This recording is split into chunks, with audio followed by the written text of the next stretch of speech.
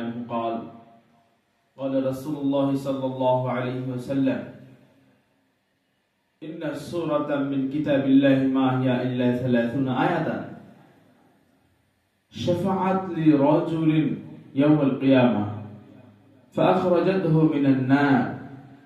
وأدخلته الجنة وهي تبارك الذي بيده الملك أو كما قال النبي صلى الله عليه وسلم নবীজি সাল্লাল্লাহু আলাইহি ওয়াসাল্লাম ইরশাদ করেছেন কুরআনের এমন একটি সূরা রয়েছে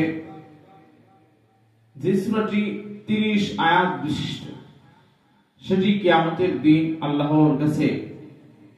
তার পাঠকের ব্যাপারে সুপারিশ করবে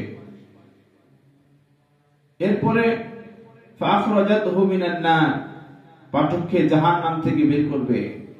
ওয়া আদখালাতহুল জান্নাহ তাকে জান্নাতের মধ্যে প্রবেশ করাবে তাহলে নবীজি বলতেছেন এই সূরাতুল মুলক সেটা সূরাতুল মুলক সেটা হচ্ছে সূরাতুল মুলক যারা পাঠ করতে পারবে এই সূরাতুল মুলক অপর হাদিসে এসেছে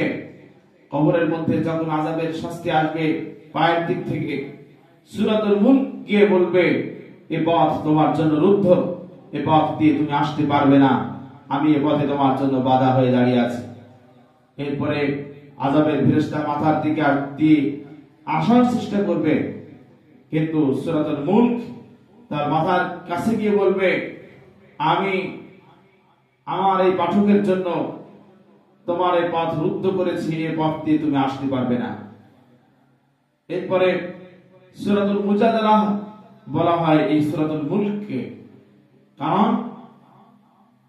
এই সূরাতুল মুলক তার পাঠকের ব্যাপারে হাদিসে এসেছে আল্লাহর সঙ্গে ঝগড়া করে বিতর্ক করবে যতক্ষণ পর্যন্ত তার পাঠককে ক্ষমা না করা হবে জান্নাতে প্রবেশ করানো না হবে এজন্য আমরা সকলে সূরাতুল মুলক প্রতিনিয়ত এশার পরে পড়ে এরপর আমরা নিদ্রা যাব আল্লাহ পাক রব্বুল আলামিন আমাদেরকে সূরাতুল মুলক এর পাঠ করে তার মহান ফজিলত অর্জন করার তৌফিক দান করুন আমা তৌফিকি ইল্লা বিল্লাহ